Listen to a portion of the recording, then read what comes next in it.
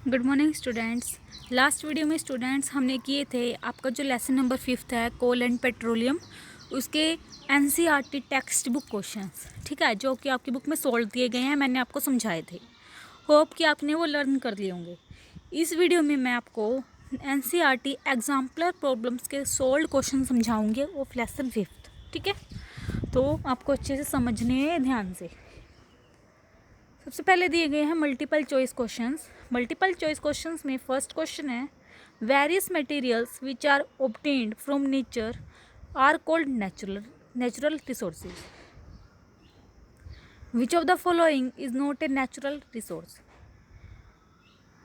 बहुत सारे जो मटेरियल्स होते हैं वो हमें नेचर से मिलते हैं, इसलिए हम उनको नेचुरल रिसोर्स बोलते हैं। इनमें से कौन सा एक नेचुरल रिसोर्स नहीं है, जो ये यहाँ पे ऑप्शन दिए गए हैं। ऑप्शंस क्या क्या दिए गए हैं, minerals, water, soil and plastic.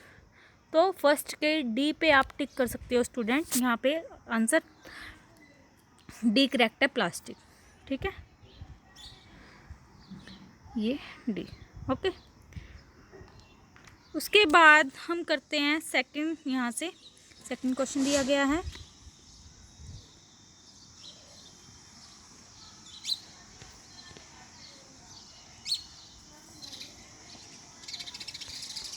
Second question है हमारा, air is a natural resource and can not be existed by human activities.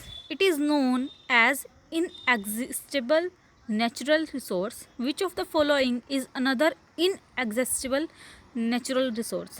Air क्या है, एक नेचुरल क्या है, रिसोर्स है, और एग्जिस्टेड नहीं होती ह्यूमन की एक्टिविटी के द्वारा, तो इट इज़ नोन एज क्या बोला गया है, इसको एक इनएग्जिस्टेबल नेचुरल रिसोर्स बोला गया है। इनमें से कौन सा दूसरा इनएग्जिस्टेबल नेचुरल रिसोर्स है, ठीक है। तो ऑप्शन दिए गए हैं कोल, पेट्रोलियम, सनलाइट, मिनरल्स। तो यहाँ पे जो ऑप्शन नंबर सी है, सेकंड का सी, उस पर आप टिक कर सकते हैं, ठीक है। थर्ड क्वेश्चन दिया गया है which of the following is a pair of exhaustible natural resource. कौन सा पेयर इनमें से एक एग्जिस्टेबल नेचुरल रिसोर्स है। ऑप्शन दिए गए हैं coal and soil, air and sunlight, water and petroleum, wild life and minerals. तो यहाँ पे जो ऑप्शन नंबर डी है, थर्ड का डी, उस पर आप टिक कर सकते हो, ठीक है। आगे दिया गया है student fourth question, coal is processed in industries to get some useful products. Which of the following is not obtained from coal. Coal क्या है, प्रोसेस होता है इंडस्ट्रीज़ के अंदर ताकि हमें कुछ यूज़फुल प्रोडक्ट मिल जाए। इनमें से कौन सा कोल से हमें प्राप्त नहीं होता है। ऑप्शंस हैं कोक, कोल तार, कोल गैस या फिर सीएनजी। तो यहाँ पे जो ऑप्शन नंबर क्या है, फोर्थ का ऑप्शन नंबर डी है, सीएनजी। तो उस पर आप टिक कर सकते हो, ठीक है। किस पे टिक कर सकते हो स्टूडेंट्स आप, ऑप्शन नंबर डी पे। तो मैं यहाँ पे टिक कर देती हूँ डी, ठीक है। फिफ्थ क्वेश्चन दिया गया है एग्जिस्टेबल नेचुरल रिसोर्सेज आर।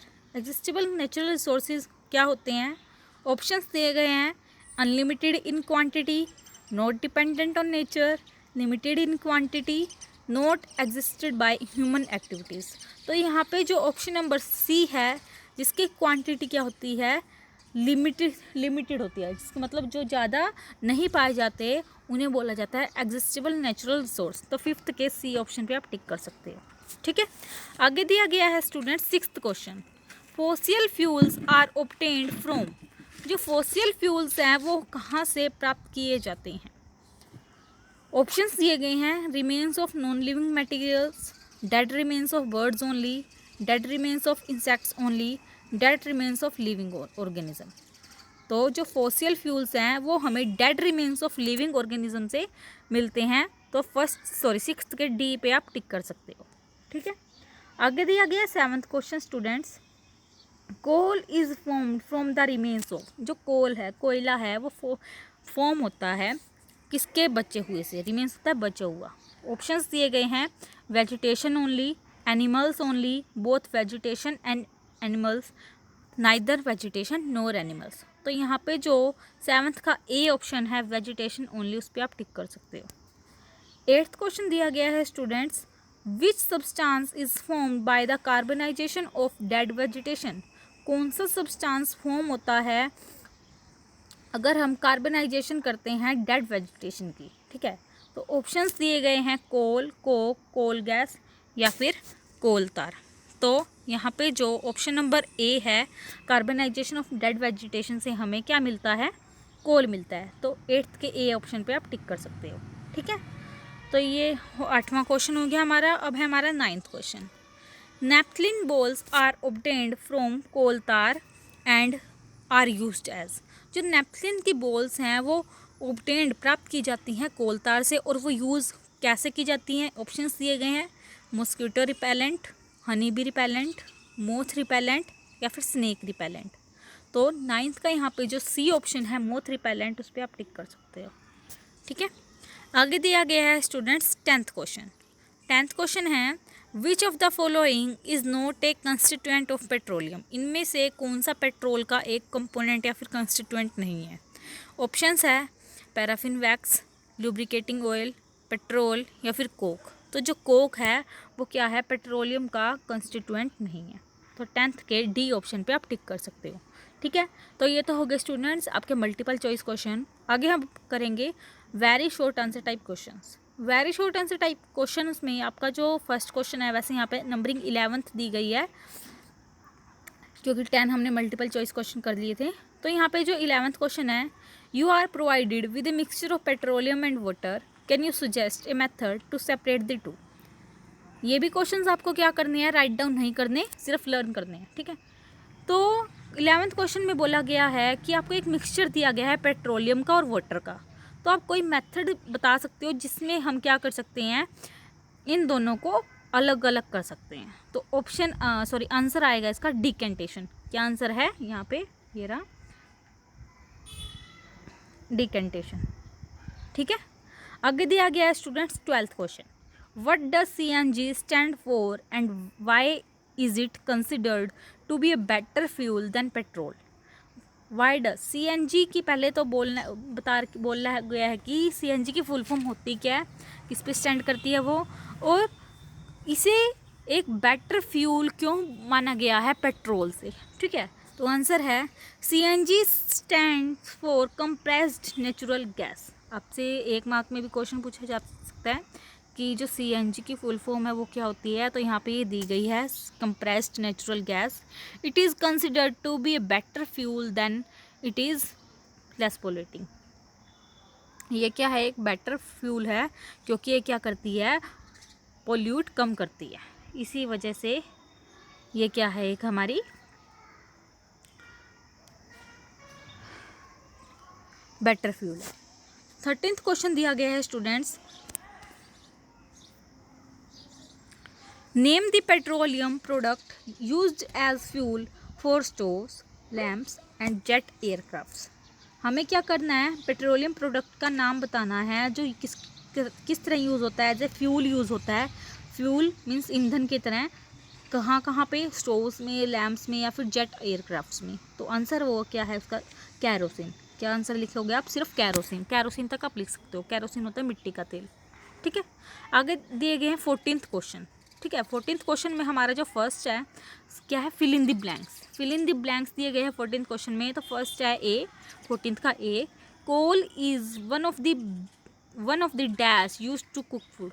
कोल क्या है, dash use to cook food. Coal use किया जाता है फूड को कुक करने के लिए, एज ए किसकी तरह यूज़ किया जाता है पूछ रखा है। तो यहाँ पे जो आंसर आएगा फर्स्ट का वो आएगा फ्यूल्स। किसकी तरह यूज़ किया जाता है, फ्यूल की तरह। तो ये फर्स्ट का आंसर हो गया आपका, ठीक है, ए का। समझ आ रही है आपको, ये आपका ए का आंसर हो गया स्टूडेंट्स। आगे दिया गया है B, when heated in air coal burns and produce mainly dash gas. जब हीट की जाती है, हीटेड किया जाता है एयर के अंदर, कोल क्या होता है, बर्न होता है, ठीक है, कोयला जलता है और प्रोड्यूस करता है मेनली कौन सी गैस। तो आंसर आएगा कार्बन डाइऑक्साइड गैस। तो ये जो यहाँ पे दिया गया है कार्बन डाइऑक्साइड, ये किसका आंसर है? बी का। ठीक है, उसके बाद सी है coal tar is a black thick dash with and dash smell. Coal tar क्या है? ब्लैक कलर का है, थिक है, थिक क्या है? थिक डैश, थिक क्या है? वो गाढ़ा लिक्विड, थिक लिक्विड, यहाँ पे आएगा लिक्विड, सी के फर्स्ट में आएगा लिक्विड ब्लैंक में, और जो विद एंड डैश स्मेल, और किस स्मेल कैसी है? अनप्लीजेंट। कैसी है? अनप्लीजेंट, जो हमें अच्छी नहीं लगती उसे बोला जाता है अनप्लीजेंट। तो 6C का जो आंसर है वो 2 हैं। फर्स्ट सी के फर्स्ट ब्लैंक में आएगा, आपको फिल करना है लिक्विड, और सेकंड ब्लैंक में आएगा सी के अनप्लीजेंट। ठीक है, डी दिया गया है petroleum dash and dash are fossil fuels. Petroleum और 2 चीज़ें हो रहा है जो क्या है? फॉसिल फ्यूल्स है, तो हमें बतानी है वो कौन कौन सी है। तो पेट्रोलियम तो है ही है, एक होगी कोल और एक क्या होगी? Natural gas. ठीक है, तो petroleum, coal and natural gas are fossil fuels. ये क्या है? फॉसिल फ्यूल्स हैं। तो ये हो गया हमारे डी का आंसर।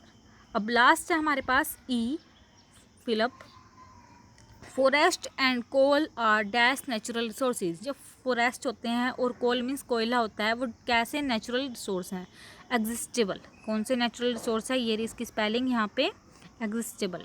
ठीक है, तो ये हो गए स्टूडेंट्स आपके फिलअप।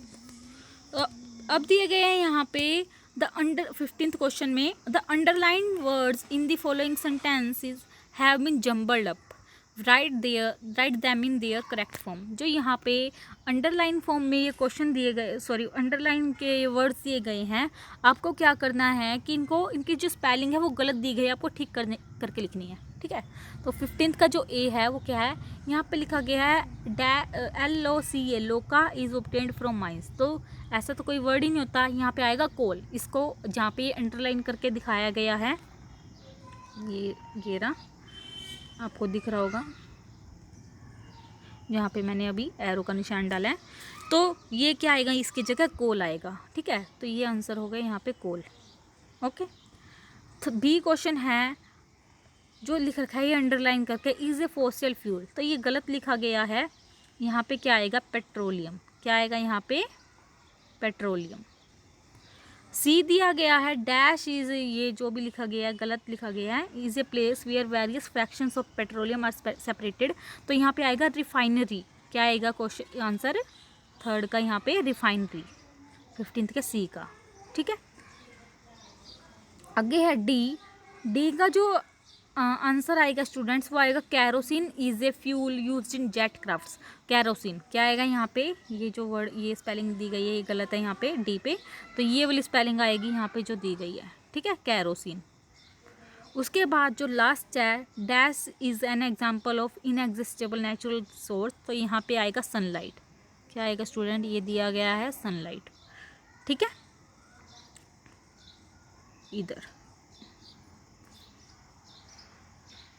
इधर आएगा स्टूडेंट्स सनलाइट। ठीक है, तो ये हो गया आपके 15th क्वेश्चन।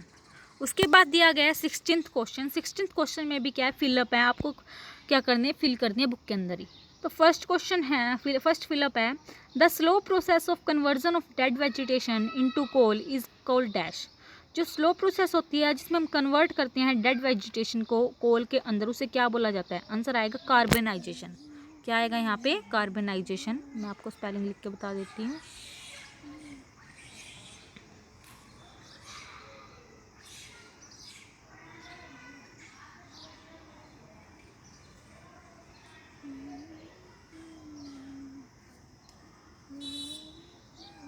ठीक है, ये आएगा कार्बनाइजेशन। यहाँ से आप स्पेलिंग देख सकते हो, इधर लिखिए। उसके बाद जो बी है coal and petroleum are formed from the dead remains of organism and are known as dash. जो कोल और पेट्रोलियम है वो फॉर्म होते हैं डेड रिमेन्स ऑफ ऑर्गेनिज्म से, और उन्हें क्या बोला जाता है? Fossil fuels. तो ये जो बी का आंसर आएगा ये आएगा यहाँ पे, ये दिया गया है फॉसिल फ्यूल्स। क्या दिया गया है? बी का आंसर यहाँ पे फॉसिल फ्यूल्स, ये आंसर है। ठीक है, बी का। उसके बाद सी दिया गया है the black thick liquid with dash smell is known as coal tar. जो ब्लैक थिक लिक्विड होता है जिसकी गंदी सी स्मेल होती है, डैश स्मेल, उसे कोल तार बोला जाता है। यस बोला तो जाता है, बट यहाँ पे कौन सी स्मेल होती है उसके हमें वो बताना है। ये आएगा आंसर अनप्लीजेंट। क्या आएगा? अनप्लीजेंट। ये आएगा हमारा सी का आंसर। अब मैं आपको करवा रही हूँ डी, यहाँ पे ये। तो during the processing of coal to get coke, coal tar and dash are also obtained. जब प्रोसेसिंग होती है कोल की कोक बनाने के लिए, कोल तार बनाने के लिए और डैश बनाने के लिए, तो आंसर क्या आएगा यहाँ पे? डी में कोल गैस। क्या आएगा यहाँ पे? कोल गैस आएगा इसका आंसर इधर। ठीक है, आगे दिया गया है students E, the process of separating the various constituents of petroleum is known as dash. जो प्रोसेस होती है जिसमें हम सेपरेट करते हैं बहुत सारे कंस्टिट्यूएंट को, पेट्रोलियम के कंस्टिट्यूएंट के या फिर कंपोनेंट्स को, उसे क्या बोला जाता है? क्या बोला जाता है? उसे रिफाइनिंग बोला जाता है। तो यहाँ पे जो आंसर आएगा वो आएगा रिफाइनिंग। इधर इधर आएगा ये।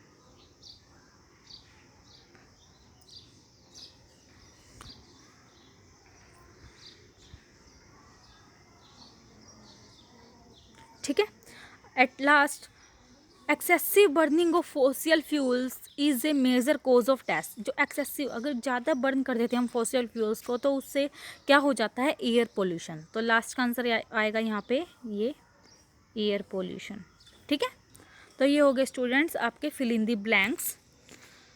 एट लास्ट यहाँ पे दिए गए हैं स्टूडेंट्स ट्रू फॉल्स।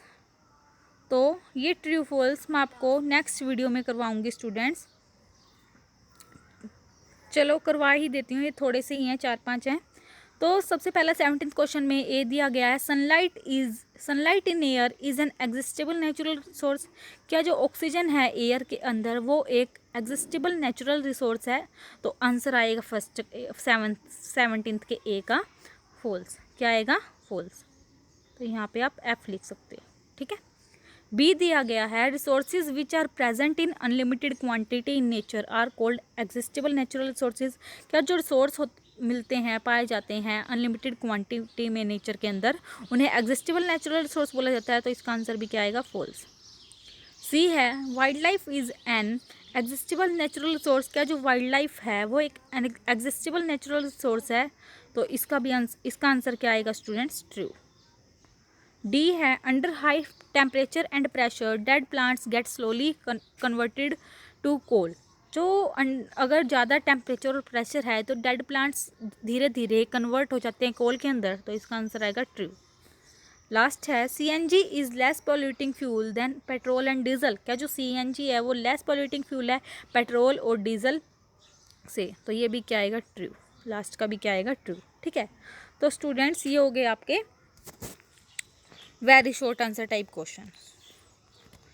आगे की वीडियो में मैं आपको और क्वेश्चंस करवाऊंगी। सो होप आज की इस वीडियो लेक्चर में मैंने आपको जो भी क्वेश्चन करवाए वो आपको अच्छे समझ में आए होंगे और आपको अच्छे से वो लर्न भी करने हैं। Okay, so students, thank you and have a nice day.